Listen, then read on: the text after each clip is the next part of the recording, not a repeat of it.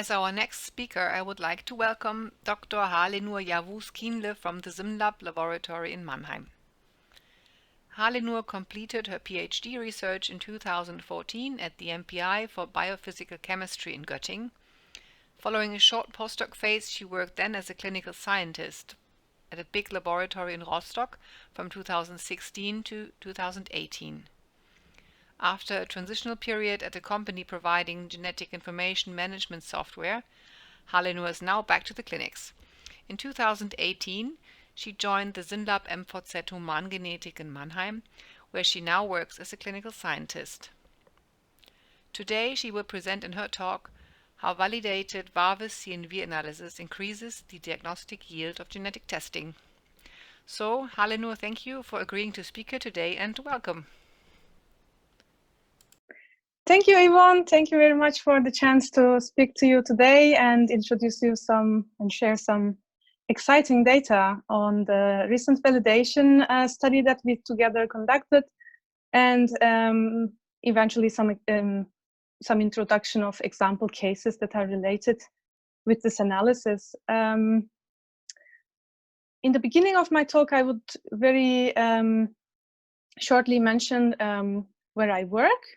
I work in the Humangenetik Center in Mannheim, Humangenetik Zentrum in Mannheim. This is an accredited German laboratory and operates as part of SYNLAB. We are performing molecular diagnostic testing, mainly via next-generation sequencing-based methods, and trying to uncover single gene or relevant panel genes related rare genetic disorders. I am part of this big group here. It's a rather new photo, not even a year old, but already needs an update because we already expanded our team. And here I work as a clinical scientist, as you mentioned, and I analyzed the data that we gathered from these NGS-based methods, and I try to make sense out of this data in the light of the phenotypic information that we receive from the referring physician on the patient. And eventually, I try to merge these two sources of data, the phenotype and the genotype, and try to prepare the best possible diagnostic report for the patient. And to validate the NGS-based methods we are using every day, we are cooperating very tightly, in fact, with the varvis support team. In my talk today, I will introduce you the recent validation study they ran for us, and this concerns the copy number variations. Okay, I would like to start shortly by introducing to you the key parameters we considered in the beginning of this study. These are sensitivity, specificity, and positive predictive value and negative predictive value. Sensitivity shows us the ratio of the true positive samples that our test can detect.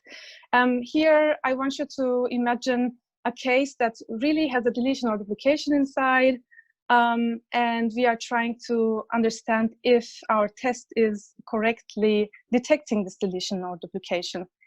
And with specificity, we are looking at how good our test in return, how good it is in return to detect negativity. I mean, in this case, if you imagine a case that doesn't even have any variation in it, our test should be as good as to see or call this negative case a truly negative case.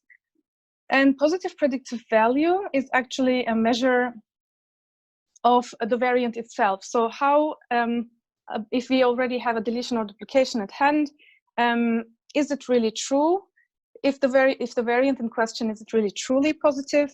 And the negative predictive value in turn is it truly negative? So sure, so many similarly sounding statistical terms for a biologist. In that case, then I would suggest then we take a different approach to introduce you our considerations in the beginning of this study.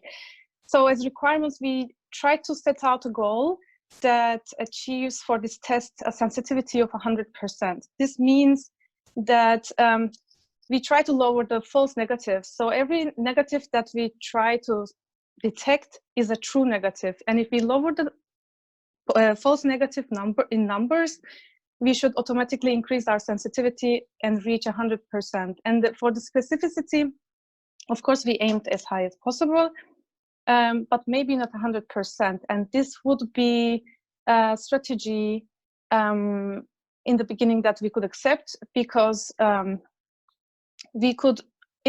for us in the beginning, it was more important to understand that the negative result that we get from a probe is a true negative rather than a positive case, to call it really a positive, because it's always easier to confirm a positive case with a secondary method rather than trying to show a case is really truly negative. A little bit on the validation setup. So for this study, we considered 40 probes taken from 40 different single gene or panel testing. And all of these 40 samples, in fact, passed the quality control parameters of the manufacturer. So none of them were failing. And 34 of these probes showed deletions, and only 6 of them had duplications. Of all these samples, of all these detected variants or copy number variants, 19 of them were single exon events. Within all these variants that we were screening, 60 genes were covered, and here we list them all over here. So we consider the NGS-based probes, so to say, within these 60 genes, regardless of every single exon that we are looking at is part of a deletion or duplication. We are also considering the 2-copy exons that are lying within this 60 gene region. It's also important to mention over here that once we took out these NGS-based probes, we tried to have almost a single exon resolution over here and compared it with the secondary validation method. Here, for example, this is an example of the validation samples. One of the validation samples with a heterozygous deletion in the LDLR gene. Our initial CNV analysis in this gene showed a 3-exon heterozygous deletion. Here you can see exon 4, 5, and 6 have a single copy instead of the rest of the gene having 2 copies. Exon 4 of this gene is a rather large exon, so it was actually helpful to have 2 different NGS-based probes, so to say. They in turn correspond over here into the exon 4 probe of the MLPA, in this case, the second confirmatory method that we used.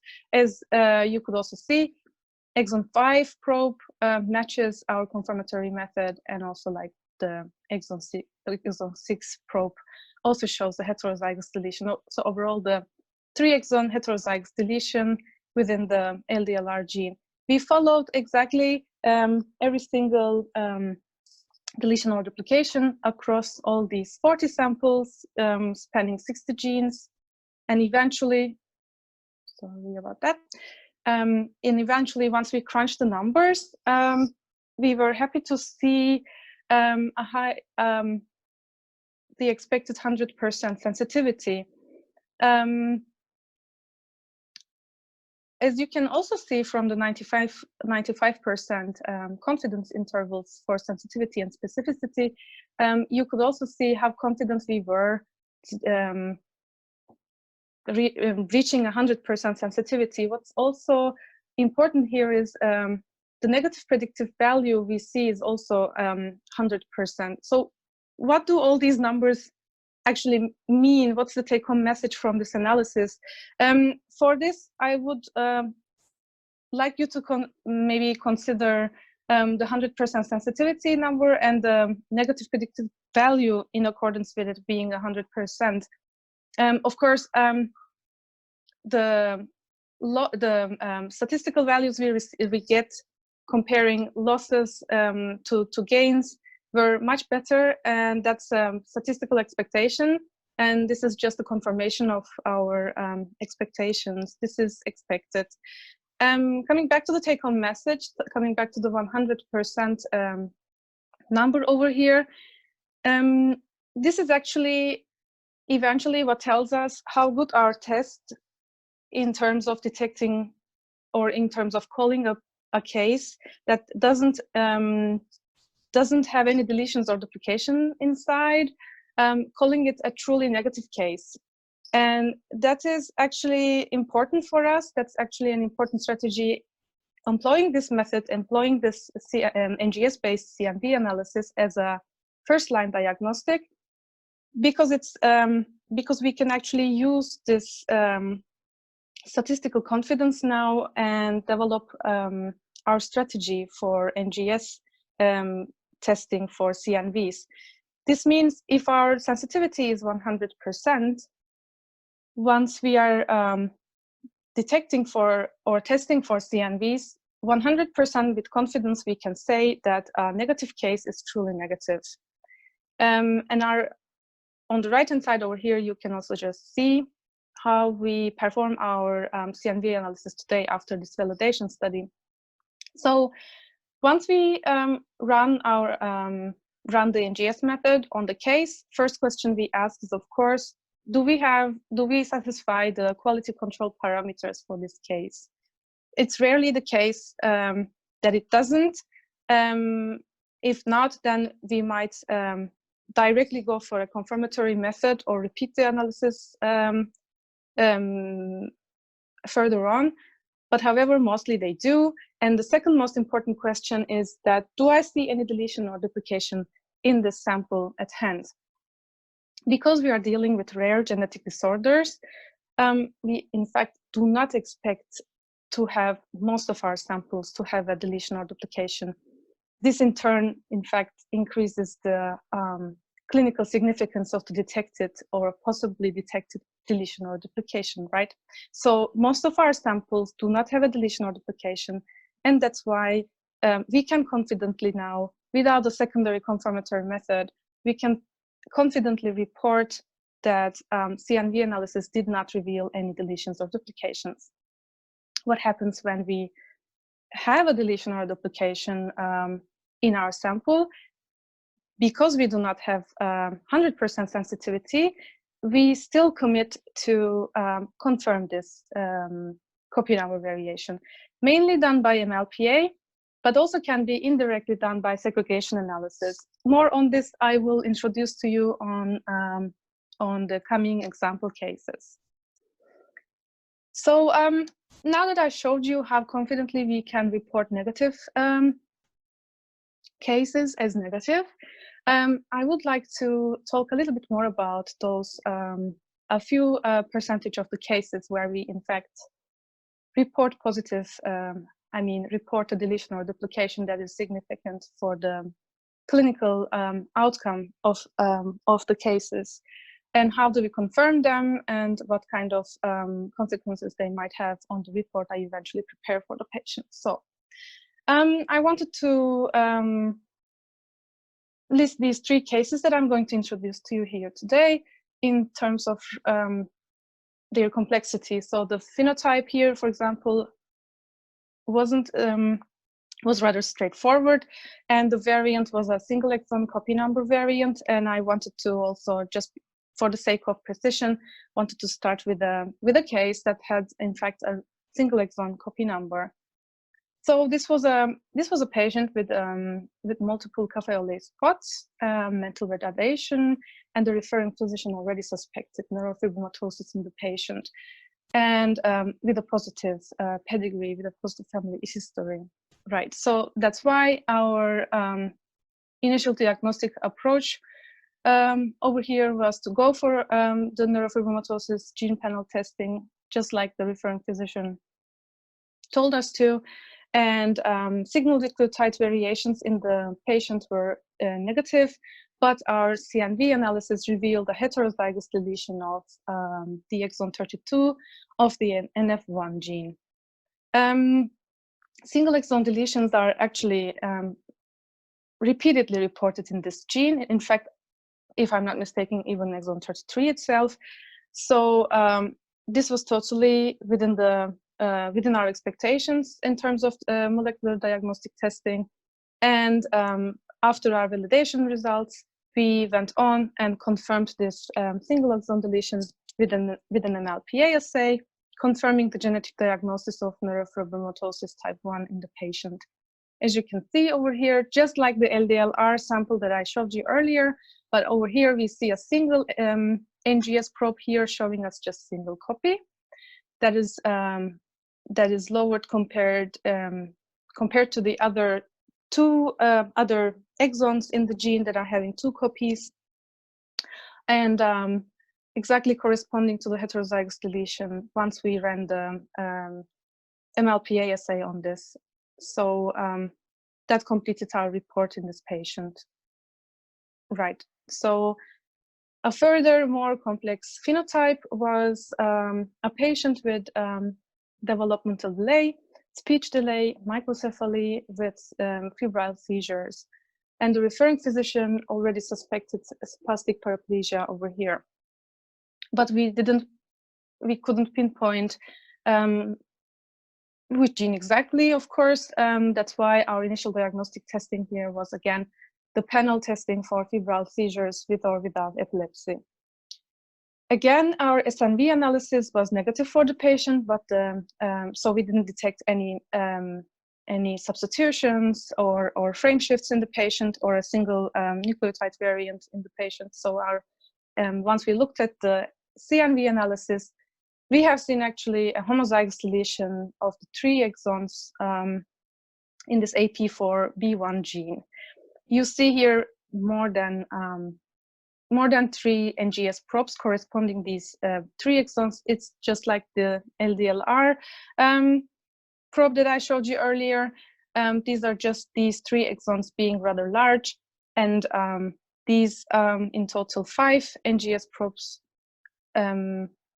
covering these 3 exons altogether. Because we were in contact with the referring physician in this case, and we wanted to confirm this homozygous deletion via the segregation analysis in this patient. Also because if I'm sure AP4B1 did not necessarily have an MLPA assay.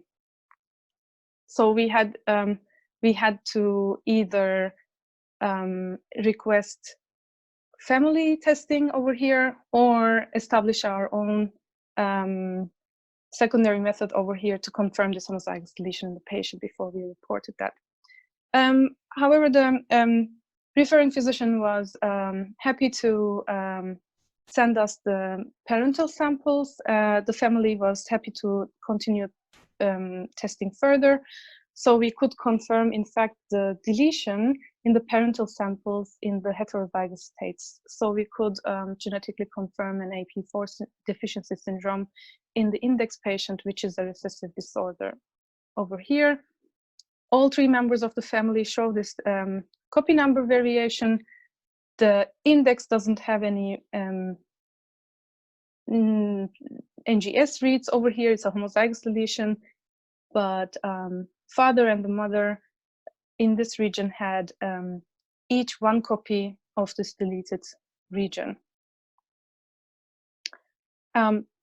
Right, so eventually our panel report we wrote as a trio analysis eventually, just for the index. I mean, we could confirm this homozygous deletion using the samples from the mother and the father, and eventually concluded the AP4 deficiency syndrome index as part of a trio report. Right.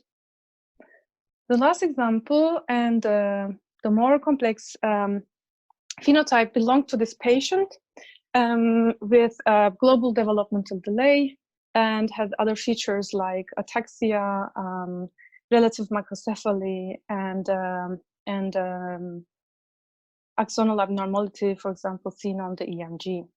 And the initial testing strategy from the referring physician was to go ahead and do a trio exome analysis on the index case together with the parental samples. The reason was that because the patient had a rather complex phenotype, we couldn't pinpoint and say these group of genes would be relevant to explain this phenotype or that other group of genes. So we started our analysis rather global from the beginning and tried to go more targeted as we went ahead. Initially, we started with the CNV analysis in this case, and we could actually determine a maternally heterozygous intergenic deletion. This was spanning these three genes, SAGS, MIPEPs, SG, CG. Very interestingly, all these three genes are responsible for different recessive disorders. So this was rather questionable. And once we started with the single nucleotide variation analysis within this trio analysis, we directly targeted this region and wanted to see if any of these three genes had any secondary or potentially compound heterozygous variants within this region. And to our surprise, the father carried this nonsense pathogenic variant in the SAGS gene. Right, so in this point, our question was to how to continue with this, with the validation, or rather with the confirmation of this CNV that we have detected in the mother. Should we go ahead and try to establish a novel method to confirm this heterozygous deletion in the mother? Should we run an array CGH analysis, for example, in the index? But once we turned into the clinical information that we got for the patient, and once we re-evaluated the pedigree, for example, we have seen the similarly affected brother in the family. And we contacted this time, once again, the referring physician and asked if it would be possible for us to receive a sample also from this affected brother.